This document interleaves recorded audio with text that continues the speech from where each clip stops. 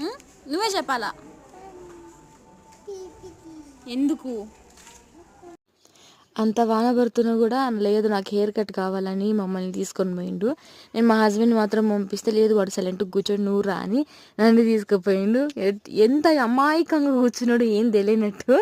ఇంకా మేమిద్దరం ఇక్కడ మిర్రర్ వీడియో తీసుకున్నాము. ఇంకా తర్వాత చక్కగా కూర్చోవడం లేదని అన్న పిలిచిండు, లేదు పట్టుకుందిరండి ఒక సైడ్కి పోతుండు అంటే ఇంకా పోయి పట్టుకున్నాడు.